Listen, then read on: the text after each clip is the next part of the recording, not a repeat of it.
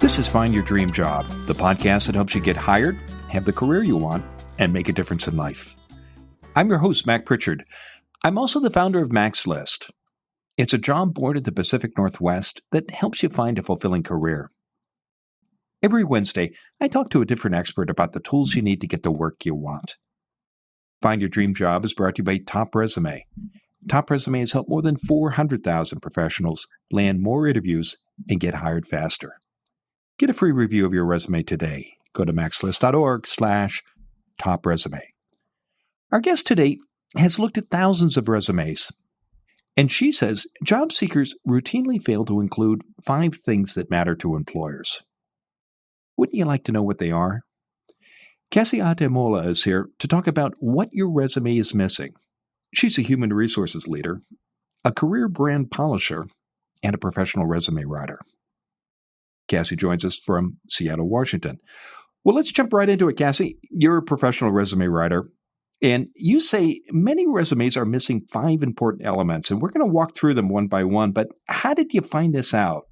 I found this out by reviewing thousands of resumes, both in the US and overseas, and I consistently got resumes that were just missing several things. So just over my 10 years of human resources profession, I've been able to be on the other side where I got to receive these resumes, and I just couldn't help but notice several things that were missing that probably could have gotten the candidate to the next level. Well, let's talk about what happens if you don't include one or more of these 5 missing elements. You said they don't get to the next level. What does that mean, Cassie? Well, when we look at several resumes as a recruiter or a hiring manager, we get thousands of resumes. So what we do is condense the amount of resumes we get by creating 3 piles: a yes pile, a no pile, and a maybe pile. So if you don't have one of these things just jumping off the page for me, then I usually either put you in the no pile or the maybe pile. But the goal is to always end up in the yes pile. Why don't candidates include these 5 missing parts? What's going on? Well, a lot of the times when people are putting together the resume, they're not either reaching out to someone who's a professional or taking the time to deep dive the biology of a resume. So they don't understand really what the clear things that would attract the recruiter or pull at their heartstrings to get them to that next level. So for the most part, it's all about understanding what are the best parts of your career story to put on your resumes. And sometimes candidates don't think about that as much because this is not their actual profession or this is not something they're an expert at. We're going to walk through the 5 missing parts one by one. But in general, Cassie, why do employers want to see these things on a resume? Well, they typically want to see these things because they need confidence to present your case to the hiring manager. If they have to do any type of guesswork or spend any more than 6 seconds looking at your resume, then they don't have that confidence that, hey, we have the right candidate that aligns with the needs and the pain points of the company and the culture of the organization, and they will quickly move on because they have just so many resumes to look forward to. Here's the good news. The 5 missing parts, these are actually things that are in your control that you can fix on your own, aren't they? Yes. If you take the time, you'll be surprised that these are the things that can actually get you to the next level. All it takes is you actually listening to different podcasts like this, or just doing the deeper dive to understand what can make me stand out and be distinctive in a pool full of 10,000 candidates or more. So this is something you can definitely do on your own if you take the time to. Okay, let's walk through your list, Cassie. The first item on your list of 5 missing elements in resumes is project-based achievements. What are these and why do you need them on your resume? Well, project-based achievements are simply just listing the projects and the details of those projects that you've worked on in that specific position and adding it to the resume.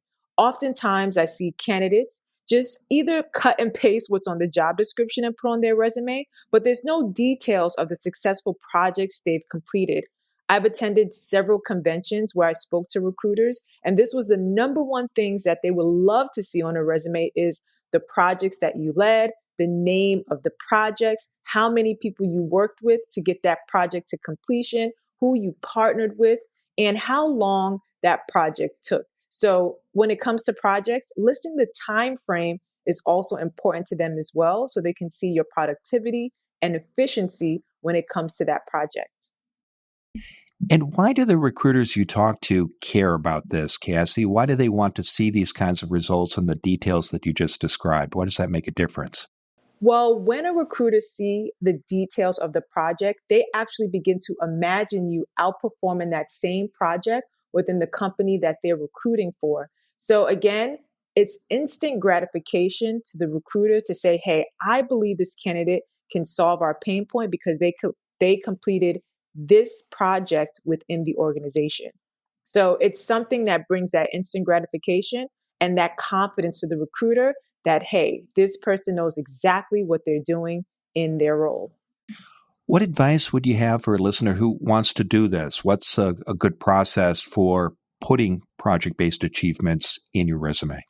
Well, what I love to do is use a framework called the WHO method, which is what you did, how you did it, and the outcome. So first, I would start to think of all the projects that I've done in my position that was either recognized or notable or had a specific time frame, or you work cross-functionally with people, and just list out at least 3 projects that you've done in that role, and then use the WHO framework to position your bullet points exactly what the project was, how you did the project and the skills used to complete the project, and the outcome of that project. How many people were affected? How much was productivity increased? And were you able to complete that project within the right time frame? What tips would you have for a listener who is perhaps mid-career or further along in their career, and perhaps these achievements happened a long time ago? They didn't keep records. They might not have that level of detail. What have you seen work for people in that situation? Well, the best thing you can do is hopefully you're still in contact with a lot of the amazing people you worked with back in the day. So if you're someone who completed an amazing project from years ago, go ahead and try to not make it an unsolved mystery and sit back and reflect on that project on your own first. And then maybe reach out to some colleagues that you worked with in the past. And of course, greet them with pleasantries and then ask, like, hey, we worked on this project together. Would you happen to remember the name of the project or how many people were affected by this project or any of the amazing outcomes that happened because of this project? And just jot them down. This would be something that'll be effective on the resume. And depending on the role, you can put that project at the top of your resume if it's relevant to the role that you're applying to. And to provide some context, Cassie, we're not talking about a lot of text here. You might perhaps 3, 4, 5 sentences. What have you seen be effective? Well, one thing that's effective is if you use the WHO framework, it keeps your bullet point and the project you use in a concise manner. So, for example, what you did, created a first of its kind AI tool, how you did it by leveraging a Python system to get that done, and the outcome, which affected 30,000 users by the end of 2022. So that effective framework on how to craft that bullet point is a way to kind of structure your project that is clear and concise. And usually this goes at the top of the resume in a career achievement section where recruiters can see that instantly. Terrific. We're going to take a break, Cassie. Stay with us. When we return, Cassie Ademola will continue to share her advice on what your resume is missing. Has Cassie inspired you to update your resume? Go to maxlist.org/top resume. The experts at Top Resume will review your resume for free. Go to maxlist.org/top resume. Learn how you can make your resume better on your own, or hire Top Resume to do it for you. Go to maxlist.org/top resume. Now, let's get back to the show.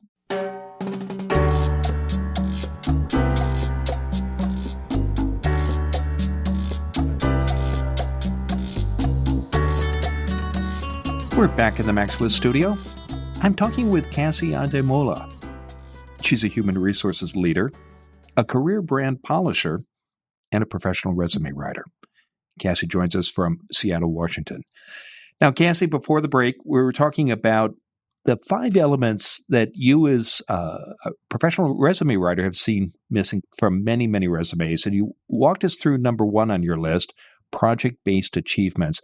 Let's talk about the second item that you say job seekers need to include, and that is to talk about collaboration. Why do you need to talk about collaboration on your resume, Cassie?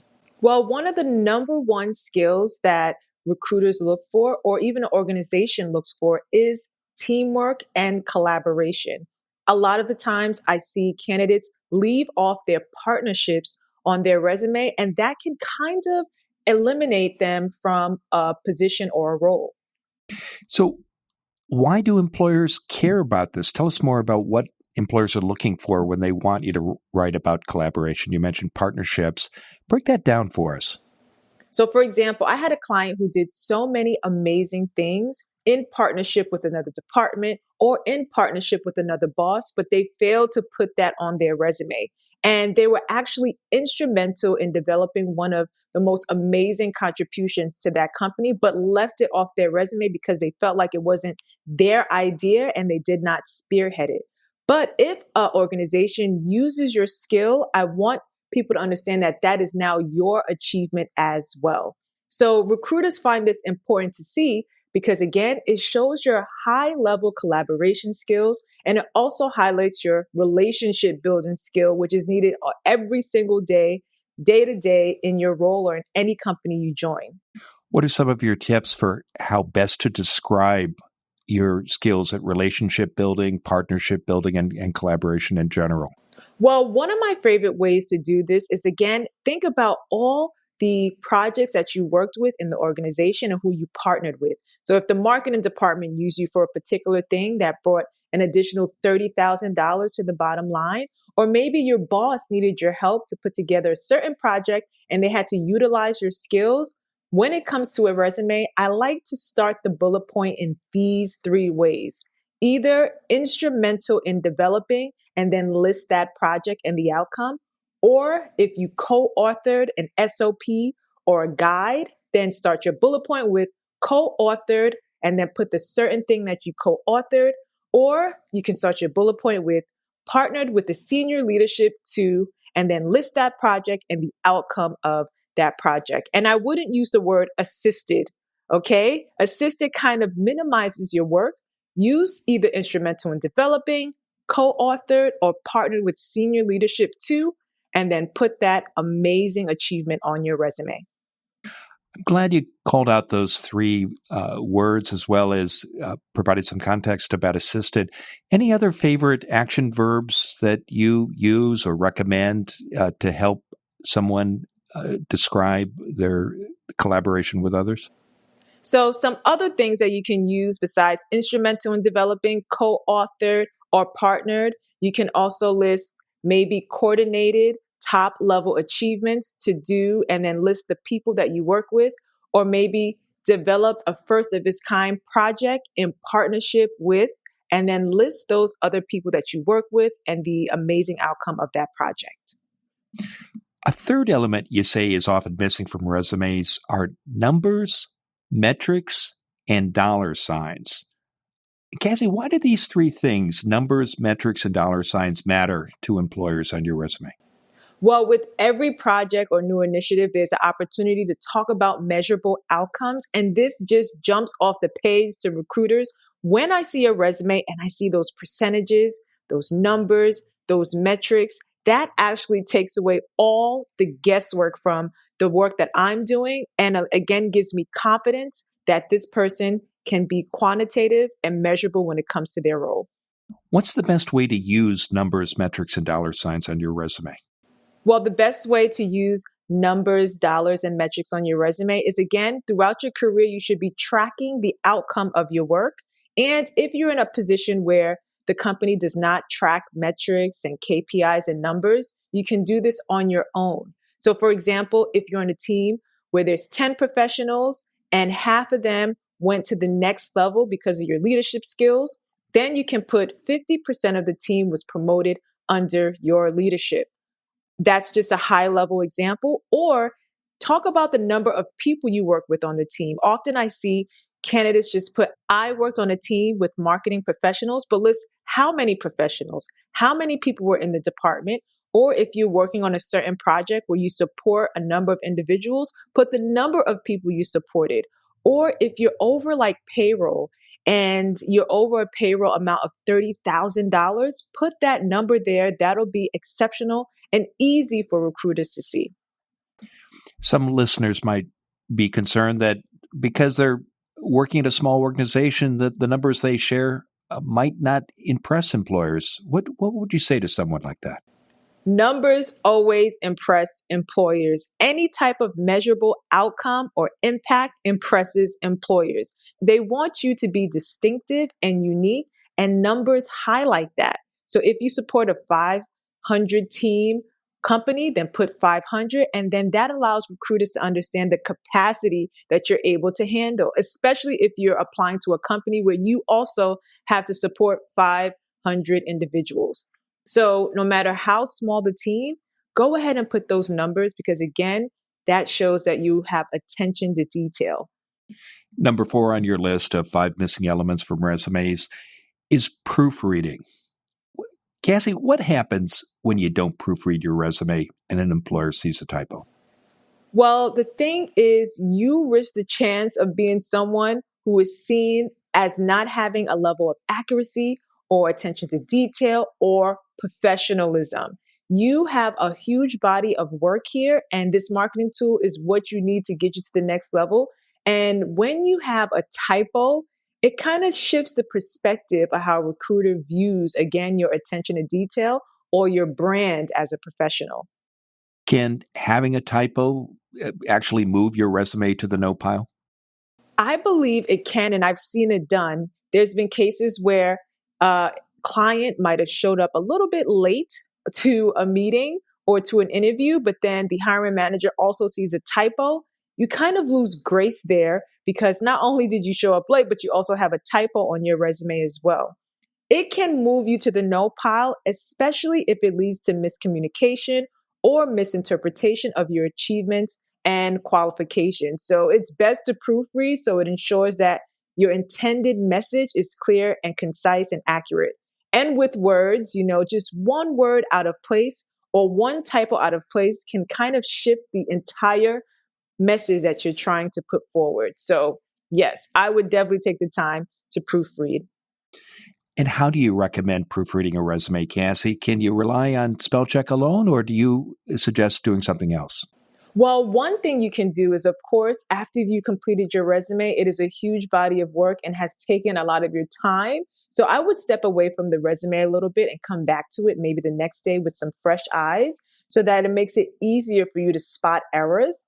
Or again, you can use some AI tools like Grammarly.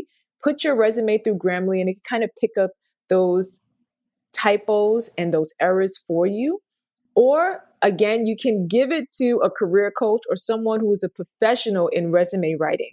For example, myself, I can get a resume and point out a typo or some grammatical errors in like 5 seconds because this is what my eye is used to doing and this is what my profession is. So yes, you can step away or you can use an AI tool or reach out to someone who does this full time so they can help you with that process. The final item on your list of 5 missing elements from resumes is a career brand. Tell us what you have in mind here, Cassie. Yeah, so when it comes to your resume, I think a lot of people just put what they do and that's it. And they're afraid to get a little bit unconventional by mentioning their career brand story. So a personal brand refers to the unique combinations of skills, expertise, and values, and the reputation that distinguishes an individual from their field or industry. So, for example, what I mean by career brand is being a little bit unique to how you show up on your resume. So, for example, if you're known as Mr. Fix-It in your job, go ahead and put Mr. Fix-It somewhere on your resume. Or if you're helmed as the top relationship builder, go ahead and put helmed as the top relationship builder either within your career story tagline or in your professional summary. Or if you're always uniquely known for getting things done, you can go ahead and put known for getting things done on your resume. Well, it's been a terrific conversation, Cassie. Now tell us what's next for you. So in the works, I have several things. My dream is to build a digital store of career tools that professionals can use to enhance their career destiny. So right now I am working on an interview prep for success course, which is a self-paced course for people to understand how to package their success stories in one place and articulate that with structured communication to recruiters. So I have this course coming out along with other digital products on my website. Well, congratulations on the upcoming launch of that course. I know listeners can learn more about you and your work and your upcoming course by visiting your website. And that URL is www.myprofessionalagenda.com. And you also invite listeners to connect with you on LinkedIn. As always, when listeners do reach out to you, I hope they'll mention they heard you on Find Your Dream Job. Now, Cassie, given all the great advice you've shared today, what's the one thing you want a listener to remember about what your resume is missing?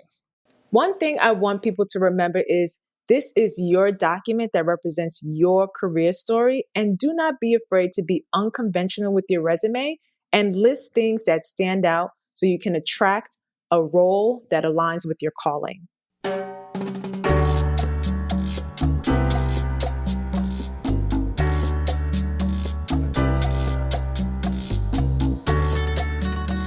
Make sure you never miss an episode of Find Your Dream Job. Subscribe to our free podcast newsletter. You'll get information about our guests and transcripts of every show. Go to maxlist.org/newsletters. Again, that's maxlist.org/newsletters. Next week, our guest will be Michael Ramirez. He's a talent acquisition manager at the Oregon Health and Science University. It's a public research university in Portland, Oregon. You have a personal brand, whether you know it or not. And how you use it to present yourself to others can make a big difference in your job search. Join us next Wednesday when Michael Ramirez and I talk about how to create and share your personal brand. Until next time, thanks for letting us help you find your dream job. This show is produced by MaxList. Susan Thornton Huff schedules our guests and writes our newsletter. Lisa Kislenberry Anderson manages our social media. Our sound engineer is Matt Fiorillo. Brian Morrison at Podfly Productions edits the show.